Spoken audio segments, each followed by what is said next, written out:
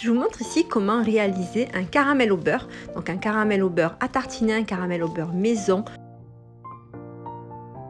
Ici 100 g de sucre que je mets à sec dans une casserole et je mets sur feu vif. Donc je mets vraiment le feu à fond et je ne touche pas pendant voilà, environ 2 minutes. Dès que ça commence à fondre, je baisse le feu. Donc je secoue légèrement ma casserole histoire de mélanger un petit peu le sucre, mais c'est tout, rien de plus.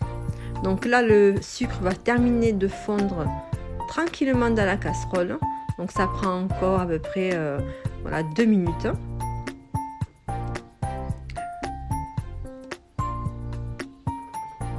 Je mélange légèrement, juste en secouant la casserole, voilà, tranquillement, je mets rien à l'intérieur. Voilà, on voit que ça commence à fondre, on voit que ça commence également à caraméliser. Là on y est presque. C'est vraiment très rapide.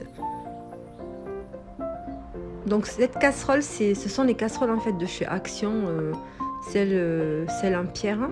Donc elles sont super parce que le fond est assez épais et du coup c'est juste parfait pour le caramel.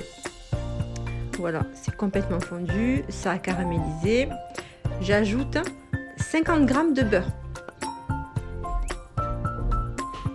Voilà, 50 g de beurre que j'ai découpé en petits morceaux. Si vous préférez le caramel au beurre salé, il vous suffit de mettre 25 g de beurre doux et 25 g de beurre salé. Attention aux éclaboussures, ça va vite. Donc voilà, je mets simplement le beurre et je mélange avec voilà, ma spatule en bois.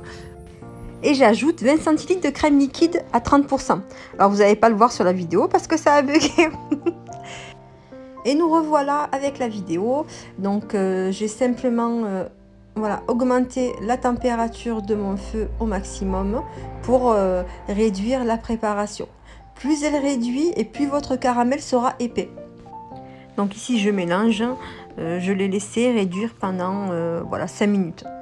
On voit ici qu'il a bien épaissi. Vous voyez, donc je vais le verser voilà, dans mon petit bol. Donc on voit bien ici la texture du caramel. Je vais le laisser à température ambiante pendant une demi-heure pour qu'il puisse refroidir tranquillement.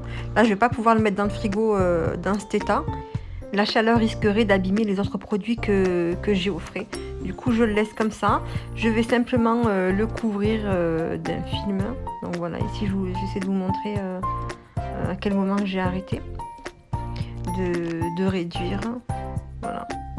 Donc là c'est assez liquide, mais à savoir que ça va vraiment s'épaissir en refroidissant. Donc voilà, une fois tiédi. Donc là il est tiède, il n'est pas encore complètement froid. Le voilà après passage au frigo. Donc je l'avais mis au frigo recouvert d'un film plastique. Donc il a bien épaissi. Je vous montre la texture. Donc vous voyez, il est juste parfait pour étaler. On peut l'étaler, on peut le pocher, on peut l'utiliser en garniture de macarons. On peut faire des traits de caramel sur des cookies. Vous pouvez garnir vos gâteaux avec. Voilà, c'est juste parfait. Cette texture, elle est nickel.